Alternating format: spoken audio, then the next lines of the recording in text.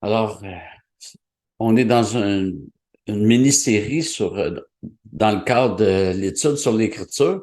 On regarde comment on doit apprécier euh, l'Ancien Testament, l'Ancienne Alliance, quel rôle ça a pour nous. Et on a vu dans les dernières semaines quelques écoles de pensée. La semaine passée, on a vu la position qu'on appelle théologie de la Nouvelle Alliance. Alors, j'avais mentionné que je trouvais ça triste qu'on l'appelle comme ça parce qu'on croit tous qu'il y a une nouvelle alliance. La grande différence entre cette théologie et la nôtre est sur le rôle de la loi. Pour eux, toute la loi présente dans l'Ancien Testament ne concerne pas le chrétien, à moins que cette loi soit réitérée dans le Nouveau Testament. Et précédemment, on avait vu la position dispensationaliste et la position presbytérienne.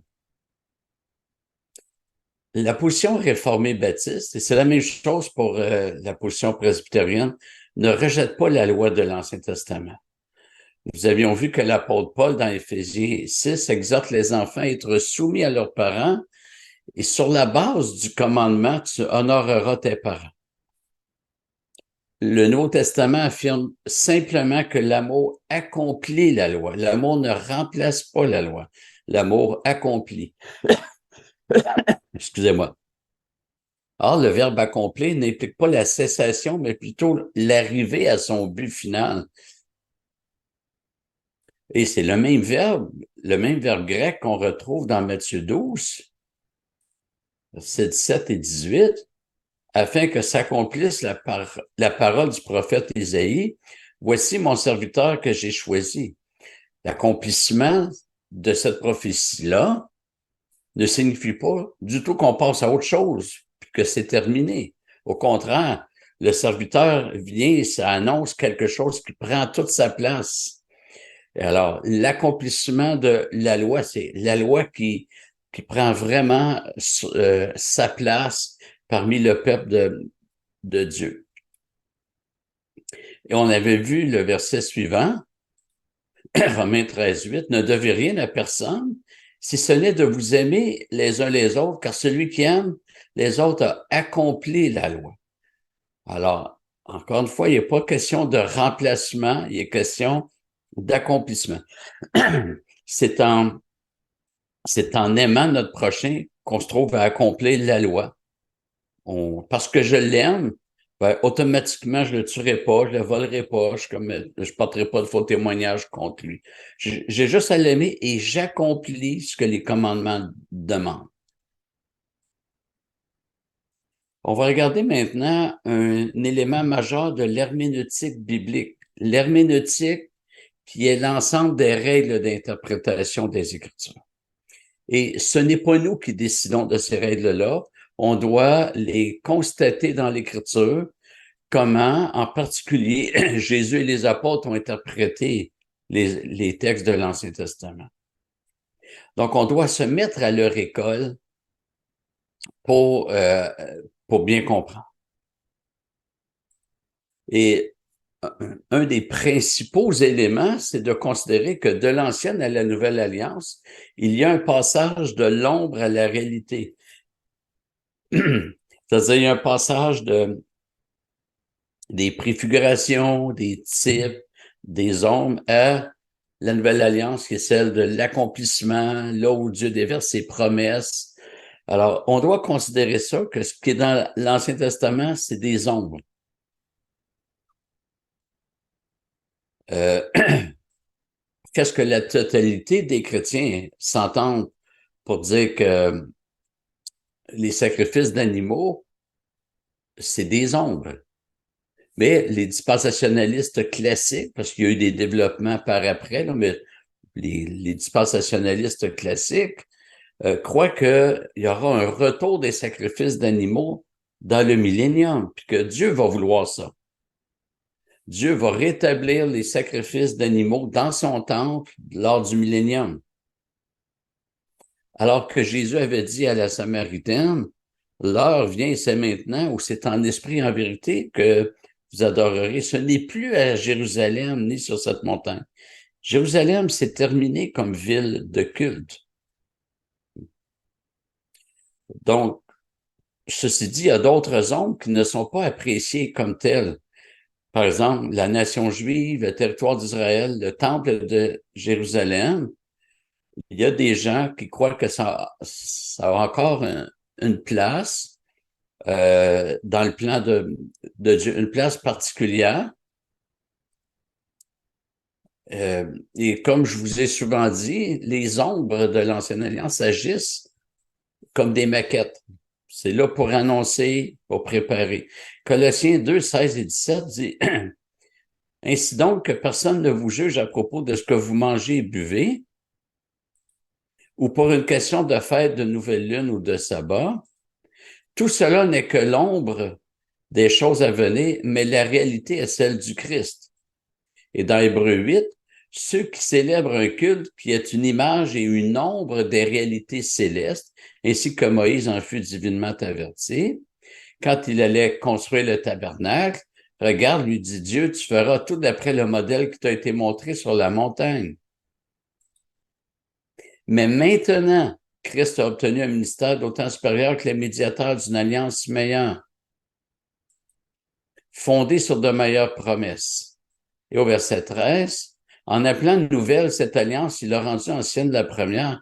Or, ce qui est ancien et vieilli est sur le point de disparaître.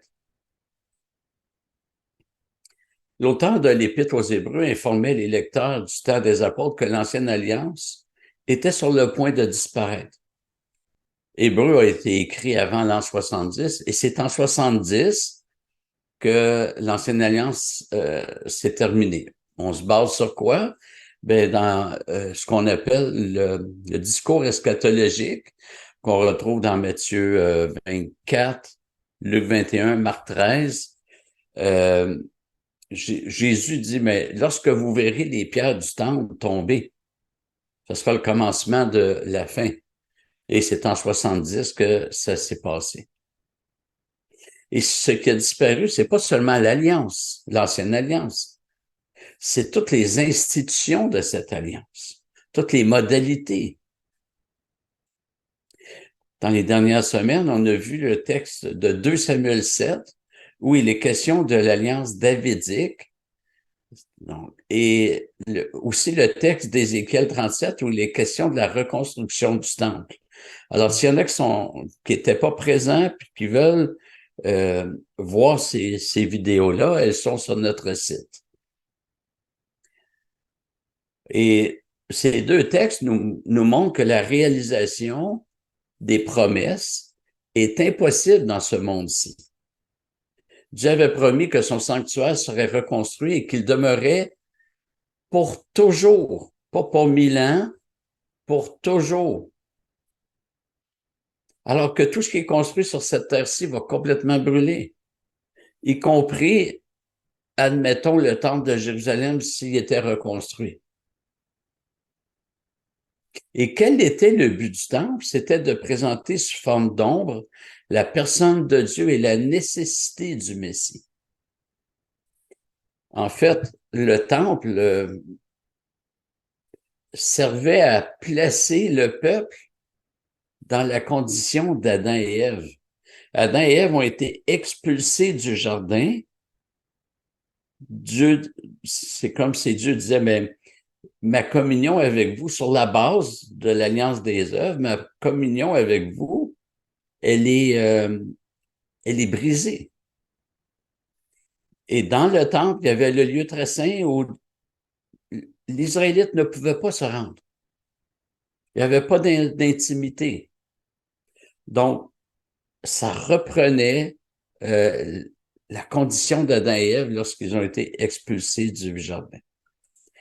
Le temple montrait la sainteté de Dieu.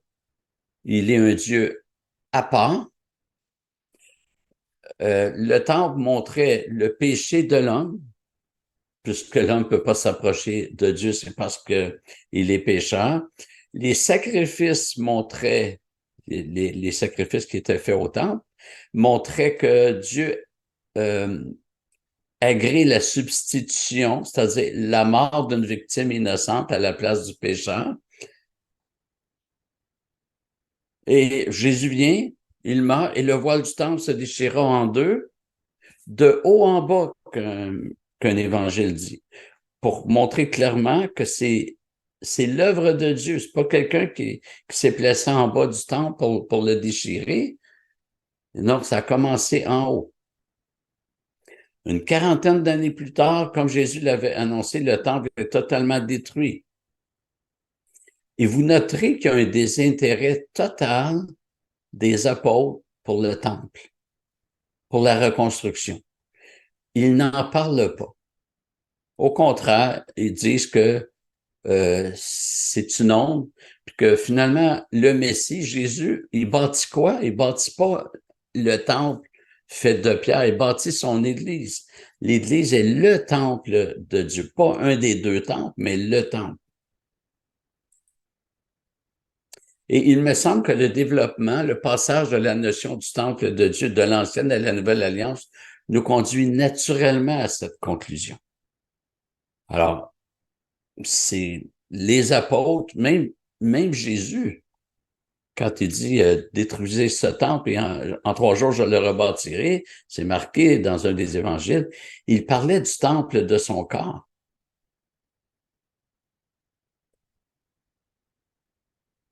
Donc, le fait que le temple soit détruit, que les Juifs ont perdu leur pays, en fait, ils l'ont jamais réellement retrouvé. Ils ont retrouvé des bribes de ce qu'ils ont présentement, mais ça nous montre que c'est terminé. C'est terminé. Il n'y a plus ni juif ni grec pour le salut. Quand Jésus, dans Jean 10, dit j'ai d'autres brebis qui ne sont pas de cette bergerie. Cette bergerie, c'est la bergerie juive. J'ai d'autres brebis qui ne sont pas de cette bergerie, c'est les non-juifs. Il faut que j'aille les chercher aussi. Ainsi, il y aura un seul troupeau et un seul berger. Alors, l'idée que Dieu aurait deux peuples présentement, l'Église et la nation juive, ça ne s'accorde pas avec ce que Jésus a dit. Donc, le Messie est arrivé, Jésus, il est la réalité. Eh bien, les ombres sont tombées. Elles ont rempli leur fonction. On voit aussi ce passage de l'ombre à la réalité dans la notion de mystère dans la Bible. Le mot mystère qu'on retrouve dans le Nouveau Testament n'a pas le même sens qu'en français. En français, le mot signifie que c'est une notion inaccessible à la raison humaine. Mais dans le Nouveau, le mot a pratiquement le sens contraire. Un mystère, c'est une vérité qui était jadis cachée, mais qui est maintenant révélée. Pas quelque chose qu'on peut pas comprendre, c'est quelque chose qu'on peut maintenant comprendre. Et vous remarquerez dans les versets qui suivent que le mot mystère est appliqué pour une vérité connue, révélée. Jésus leur répondit, parce qu'il vous a été donné de connaître les mystères du royaume des cieux et qu'à eux cela n'a pas été donné. Romains 11, 25, car je ne veux pas, frère, que vous ignoriez ce mystère afin que vous ne vous regardiez pas comme sages. Il y a endurcissement partiel d'Israël jusqu'à ce que la totalité des païens soit entrée. Éphésiens 1:9, il nous a fait connaître le mystère de sa volonté, le dessein bienveillant qui s'était proposé en lui. Nous connaissons ce mystère. Éphésiens 3:5, ce mystère n'avait pas été porté à la connaissance des fils des hommes dans les autres générations, comme il a été révélé maintenant par l'Esprit à ses saints apôtres et prophètes. Et donc, il y a plusieurs vérités, plusieurs notions qui étaient sous forme d'ombre dans l'Ancienne Alliance. Donc, c'était, là, je vais utiliser le mot mystère comme on l'entend en français, c'était mystérieux, c'était des mystères. Mais maintenant, en Jésus-Christ, c'est révélé. Et donc là, c'est des mystères au sens biblique. C'est révélé, c'est maintenant connu. L'ombre, on peut apprécier certaines choses. par exemple, l'ombre d'un pot de médicaments, bon, ça vous dira pas grand-chose. Vous savez qu'il y a un pot, vous n'aurez qu'un aperçu de la grosseur et de la forme du pot, mais c'est à peu près tout. Vous ne saurez pas de quel médicament il s'agit, ni de la quantité. En fait, vous savez pas grand-chose. Les ombres de l'Ancienne Alliance étaient suffisantes pour annoncer, pour préparer, mais il restait beaucoup d'inconnus dans ces ombres. La Nouvelle Alliance arrive et ces ombres trouvent leur sens plein, plein qui est synonyme en grec d'accompli. Les mystères sont connus. On passe des ombres à la réalité, c'est-à-dire la pleine lumière est jetée sur les notions. On passe des préfigurations à l'accomplissement. Et ça nous dit que c'est l'Ancien Testament qui jette une ombre sur l'Ancien. Jamais l'inverse. Donc, en résumé, les dispensationalistes interprètent l'Ancien Testament littéralement et croient, et parce que des promesses faites aux Juifs n'ont pas été accomplies littéralement, et là, ils exigent, ils disent, ben, il n'y a rien d'accompli. Je reviens à la question du temple. Nous, on dit, la reconstruction est recommencée, c'est l'Église. Eux disent, non, non, ça prend un temple littéral, et donc ça va être dans le millénium.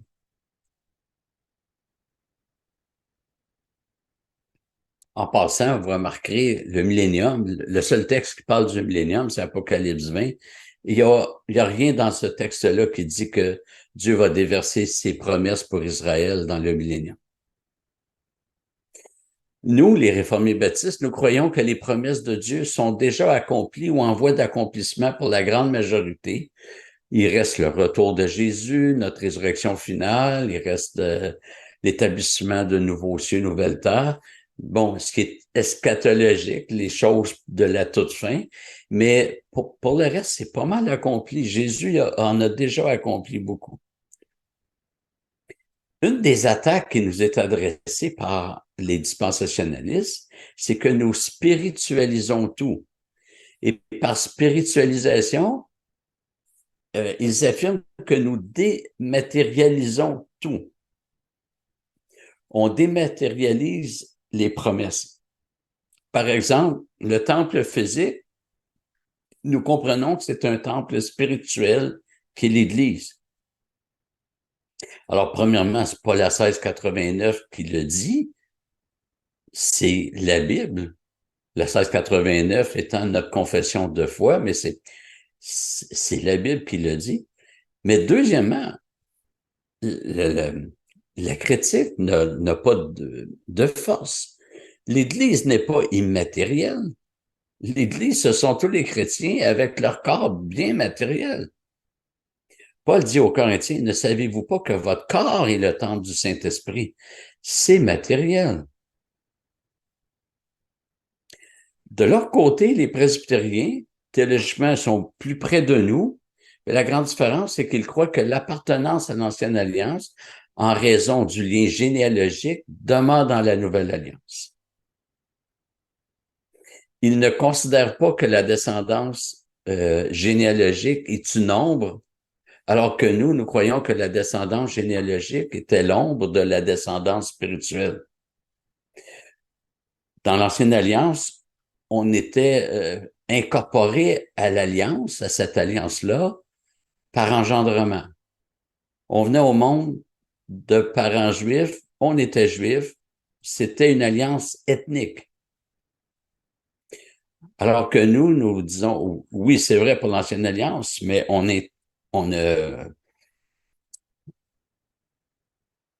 ramène pas ça dans la Nouvelle.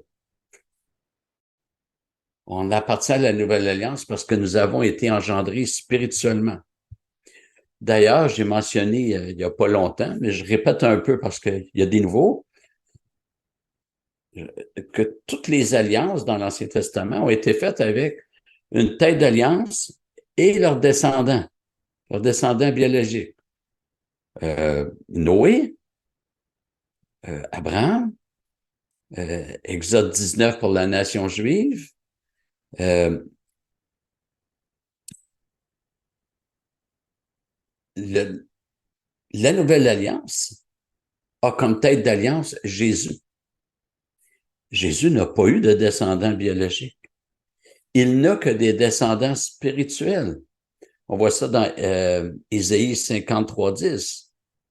Après s'être offert en sacrifice de culpabilité, il prolongera ses jours et il verra une descendance.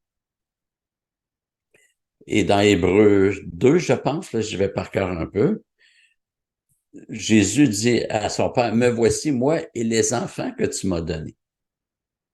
Alors, le pattern de tête d'alliance avec sa descendance dans la nouvelle alliance, elle ne se concrétise que par l'engendrement spirituel. L'engendrement biologique n'intervient pas. Cependant, je crois que Dieu a placé beaucoup d'élus dans des familles chrétiennes. C'est-à-dire qu'il a confié beaucoup de ses élus à des parents chrétiens. Mais le bébé ne vient pas en alliance parce qu'il naît de parents chrétiens. Voilà, on va s'arrêter ici. Merci de votre attention.